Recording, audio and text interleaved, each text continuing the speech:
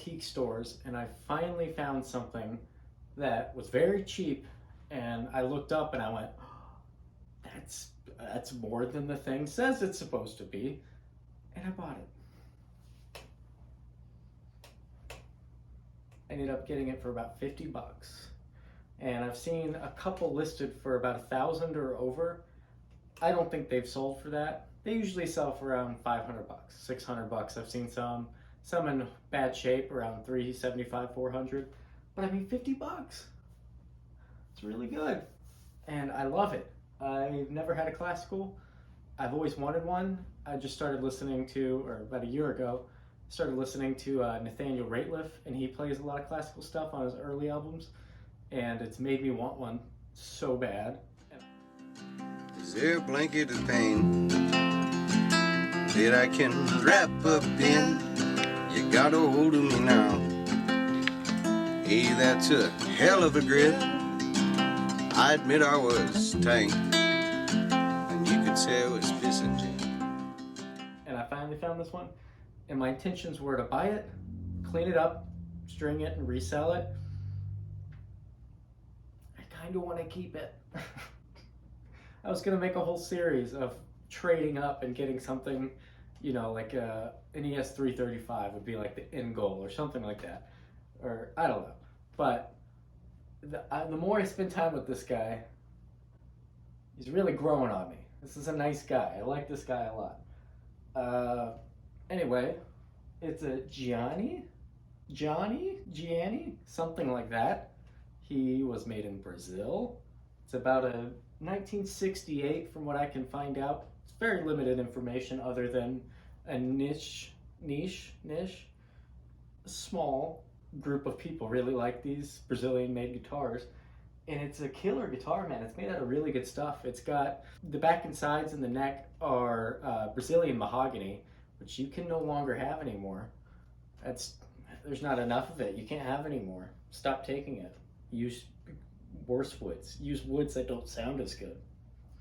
So that's kind of where we're at with the nerds who tell us what we can and can't use. It's endangered. I don't care, dude. We'll grow another one. Spruce top, obviously, classic. It's definitely, you can see the age on it from the top where it's got the little lines that kind of like an old Martin, you know what I mean?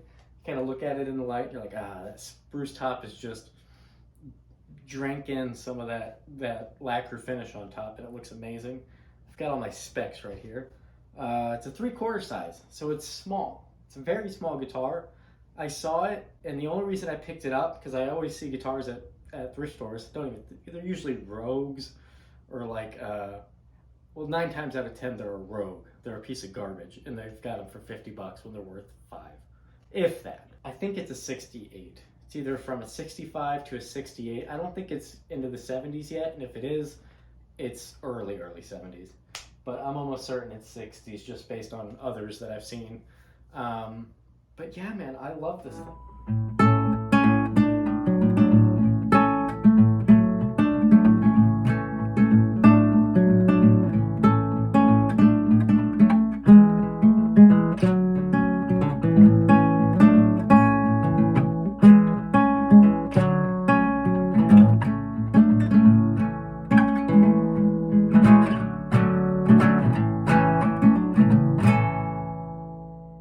It's pretty loud.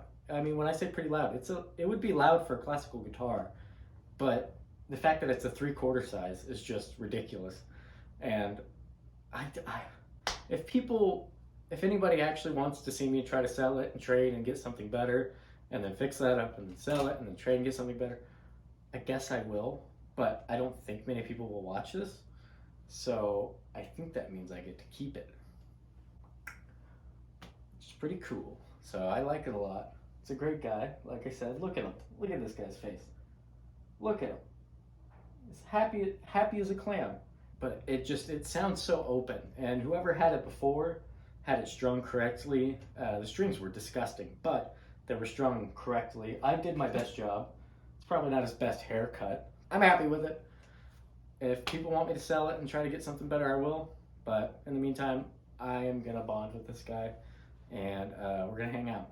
We're going to have a couple sleepovers, and we'll talk about boys and watch TV and movies and stuff like that. I don't know.